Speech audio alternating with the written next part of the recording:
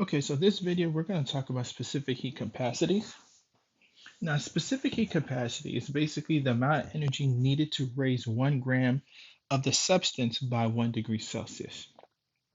And then, when we're talking about energy, all right, energy is always in the units of joules. All right, so the amount of energy in joules specifically, all right, needed to raise 1 gram of the substance by 1 degree Celsius. Okay.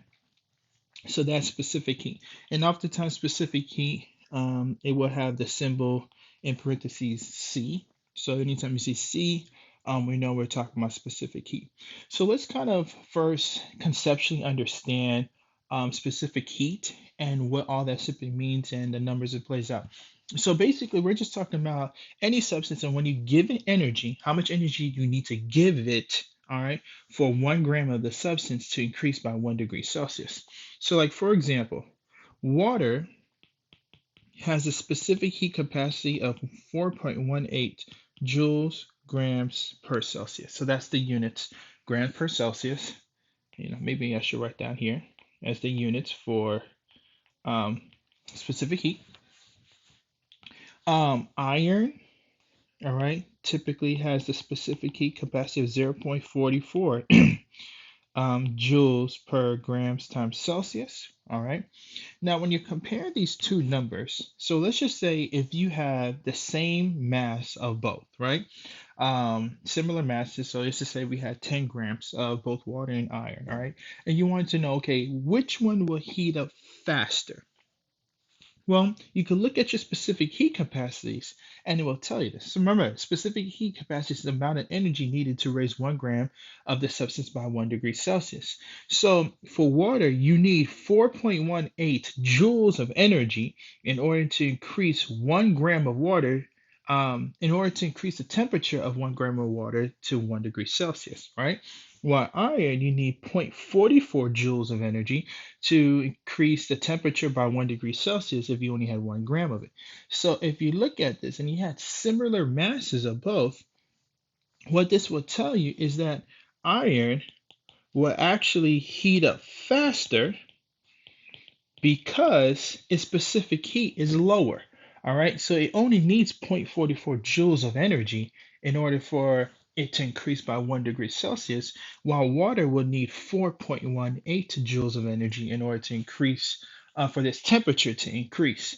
All right, so that's kind of the conceptual side of specific heat capacities. All right. So the larger that number, the more energy you got to give it to heat up, or the slower will the thing heat up in and of itself. Okay. Now, there's a way that we could calculate specific heat capacities. Okay. And so the basic equation for a specific heat is Q equals M times C times delta T. All right, and so let's just kind of investigate and talk about this equation real quick. So Q, when we're talking about Q is simply an energy, all right, and energy is also always in the units of joules, or just simply J, all right. When we're talking about M is mass, and mass is always in grams, okay. C is your specific, whoa, sorry. All right, so that's your specific heat capacity. Oh, wow, can't even spell. All right, so specific heat capacity, and the units for this is always joules over grams Celsius. And then you have delta T. So let's talk about delta T. Delta T is change of temperature. Anytime you see delta, you know it's change. All right, and so the change of temperature, this is always the final temperature minus your initial temperature. So TF minus TI, final temperature minus initial temperature. And the units for this is always in degrees Celsius. Okay. So this is your basic equation for specific heat capacity. All right, so Q is energy, M is mass, C is specific heat capacity, and then delta T is final temperature minus initial temperature. Okay, and so let's just kind of go through a couple examples so we know how to use an equation like this. So let's look at this question here. This question is 40 grams of water is heated from 50 degrees Celsius to 100 degrees Celsius. The specific heat of water is 4.18 joules per gram Celsius. Calculate Q. Okay, so we need to figure out what do we have. Okay, so if we notice, we have here's our equation. Q equals m times c times delta t. Okay, and so let's go ahead and just kind of figure out what units that we have and what we need to figure out. So Q, it says you're trying to calculate Q. All right, so since we're calculating Q, that's pretty much your question mark here. All right, or that's your X. Okay. Um, let's look at M. All right, so M is your mass. So we're gonna need to look at the problem and figure out, okay, where we talking about mass? So it says 40 grams of water. So since that's our mass, okay, specific heat, so and kind of use the units to kind of help you guys out with this. And so if you memorize the units for each of the variables, I think this is get kind of easy. But the unit for a specific heat, it tells you that the specific heat of water is 4.18 joules per gram Celsius. So that's 4.18 joules gram Celsius. And then last, delta T. All right, remember delta T is TF minus Ti. All right, so if TF minus Ti, let's find the equation that we talk about that. And it says water is heated from 50 degrees Celsius to 100 degrees Celsius. So if that's the case, TF, the final temperature, it ends at 100 degrees Celsius. All right, but it starts off initially at 50 degrees Celsius. So TF, or delta T in this case, is 50 degrees Celsius. All right, now let's go ahead and just plug this into the equation here. So once again, we're looking for Q, so that's our X here. We know what the mass is. The mass is 40 times, you know what C is 4.18 times, and then we know what delta T is, and it's 50. So in this case, when you plug this in the calculator as so, you should get Q is equal to 8,360 joules. All right. So a couple of things that you could talk about in this case. Because Q is a positive number here, so this is a positive, all right, this is an endothermic process. All right, how do you know it's an endothermic process? Well, you could figure out what Q is. If Q is a positive number, it's endothermic. Also, you could read the question. It says that water is heated from 50 degrees Celsius to 100. So that means you're giving it energy so that the temperature can increase. Water. So because you're giving it energy, water in this case will be considered your system, right? And so because water is your system and you're giving it energy, the temperature of the water will increase. So thus this is an endothermic physical process. Okay, so this is the first example. All right, so we have an unknown mass of water expelled 17,053 joules of energy as it decreases temperature by 45 degrees Celsius. What is the mass of water? So once again, we need to figure out what Q, M, C, and delta T is, right? So here in this problem, I tell you that water expelled this much joules of energy. And so if it expelled it or it released it, all right, then we know that Q is actually a negative 17,053 joules. Okay. M, so in this problem here that you see that M, we're looking for M, so that's kind of your X. Specific heat, C, which is, it's the same thing as from the last question, so it's still water. And so water is always have 4.18 joules grams Celsius, so that never would change. And then the last part, what is the change of temperature? Well, I tell you that the temperature decreased by 45 degrees Celsius.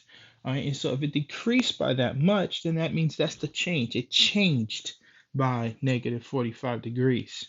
All right, and so that's your delta t.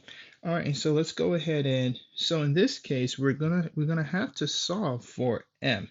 And so typically what I like to do, I like to rearrange the main equation to solve for the variable that I'm looking for, and then I plug in the numbers. To me, it's just easier that way. All right, and I usually highly suggest that as students you master rearranging equations and then you plug in the numbers.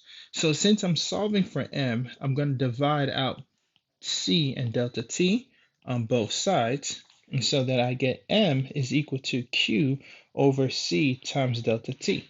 All right. Now that I have that, so my Q is negative 17,035 joules, right? Divided by my specific heat is 4.18, and the units for that is joules per gram Celsius times, and my delta T is negative 45 degrees Celsius. And then if you hopefully you notice that these units actually will cross themselves out so that the only unit that you have left is grams, which that's the unit for mass. All right. And then I'll just plug this in the calculator as so. So when I plug in the calculator, I get that the mass of this is 90.6 grams. Okay. Okay, last example. It's kind of a lengthy one. But you have a small pond of water with a mass of 34,632 grams, has initial temperature at 7 a.m. In the morning um at 20 degrees Celsius. What is the final temperature if it receives 489,000 joules from the sun by noon? Okay, so once again, we're still dealing with Q equals M times C times delta T. That's our equation, right? And so when we're looking at this, so let's go ahead and figure out what each of these are. Okay. Now Q, look for anything with joules really, and it tells you that water received 489,000 joules from the sun. So that's our Q, 489,000 joules. All right. The mass of this, all right, is 34,632. All right, we're still dealing with water here, so it's 4.18 gram, or actually, really it's joules per gram Celsius.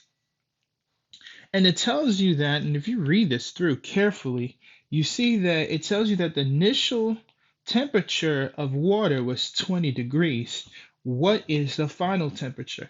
So really in this case, you're not looking for delta T, all right? You're gonna have to separate out delta T,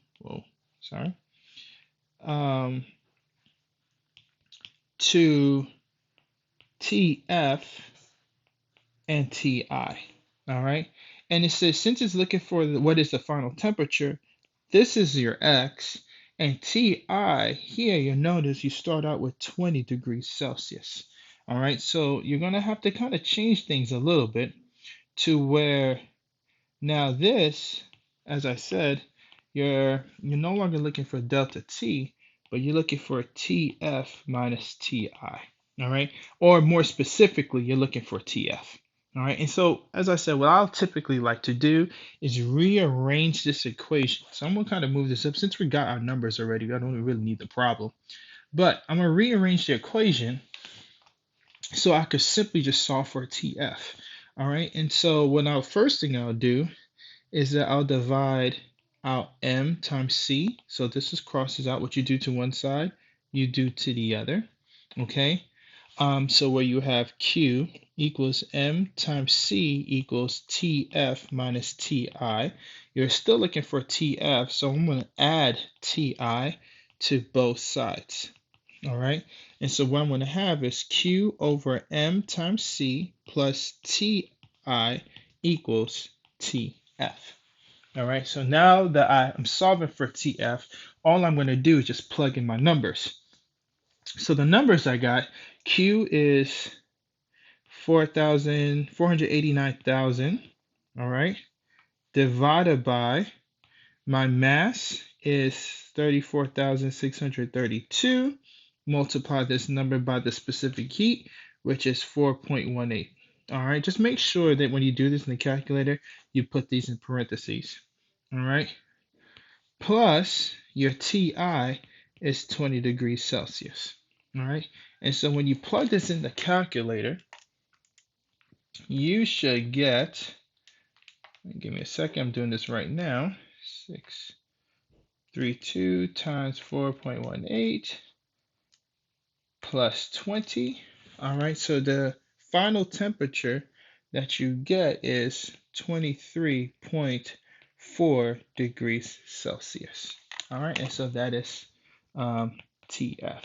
All right, and so that's specific heat capacity.